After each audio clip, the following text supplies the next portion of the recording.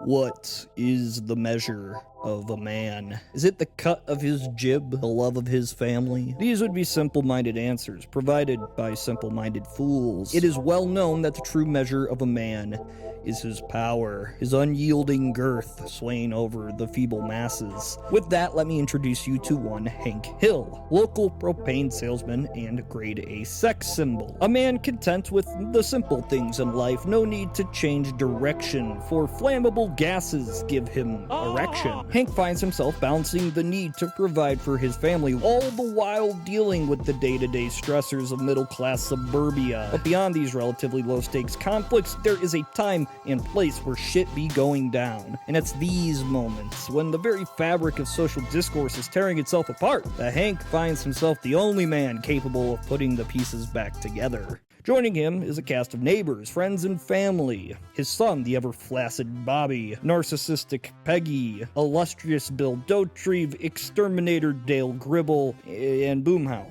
And then some other people you probably don't care about. Throughout the shows, they learn and they laugh and they love.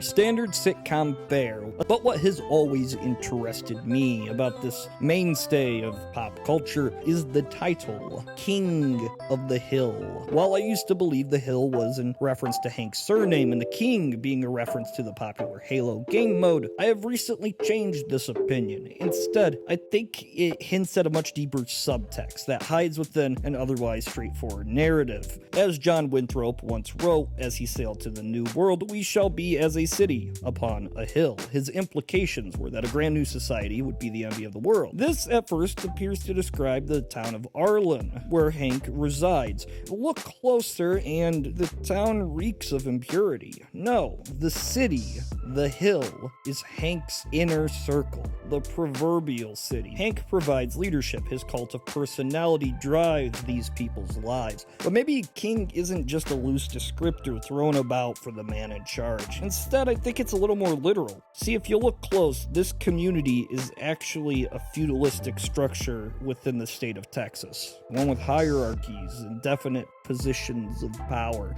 A class structure seemingly in flux. But as it often goes, the top remain on top. See, after the fall of Rome, cities were less desirable as chaos began to reign. People ventured out and small towns and villages began to pop up across the vast European landscape. A king would give his land to a lord who would then give it to a knight or a vassal for the purpose of enforcing law and collecting taxes. Under this we find the peasants, working folk who hold little power in society. This is vastly oversimplifying the concept, but it appears as though Hank has created a pseudo-feudalistic state within his own neighborhood. He is the king, and his friends, family, and other allies are free to move amongst the ranks. Never to leave this area, though. Never to break free of Hank's rule. From the viewer's perspective, Hank is never out of the loop. Rather, it's everyone else who can be eliminated from the group, from the all-seeing eye. His associates do his bidding, yet they're free to go about their day-to-day jobs and maintain the high standards of neighborly living.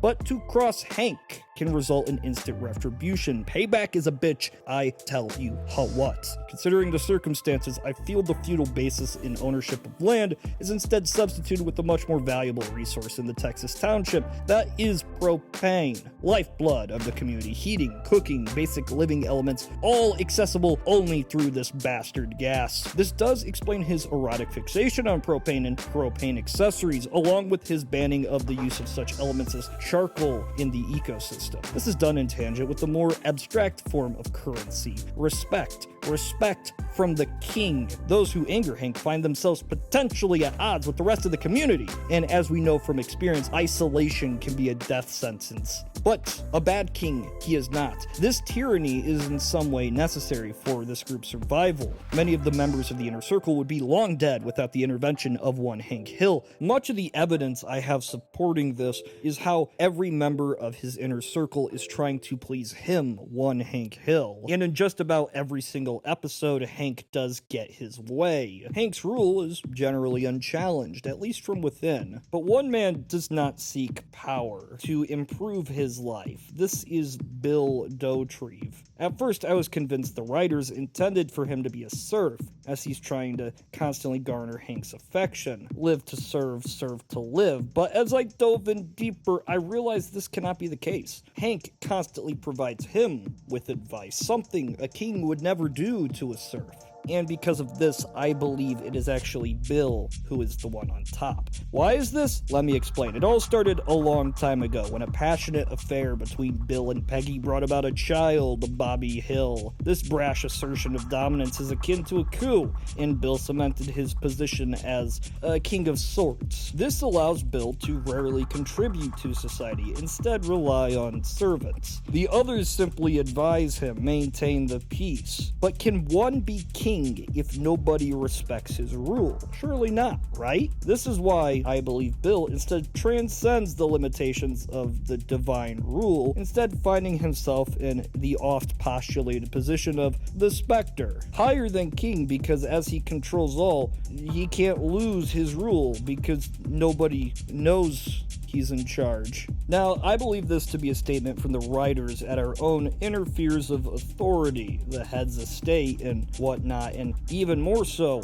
who pulls the strings, the New World Illuminati and the Lizard people, all products of these fears, and made tangible to us through the vessel that is Bill Dauterive. But it goes deeper, of course it does. It always goes deeper. As for where the society is heading, our best indication is through this train of thought, the pulling of the strings, the puppet master, puppets, the manger babies. See, we often find that the manger babies can fully manage to break Hank, the perceived king's will. Something so different that it destroys the perceived hierarchy, going unnoticed by even the all-knowing Spectre.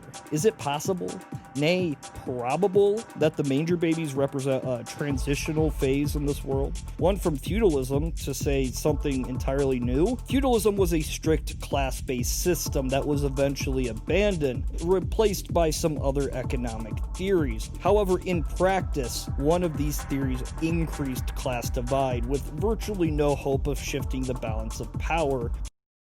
Communist Party USA for president, what?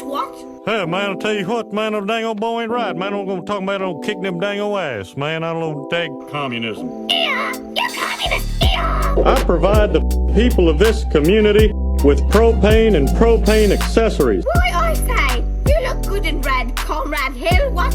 Oh, when I think of all my hard communism, it just makes me wanna. That's a clean burning hell, I tell you what.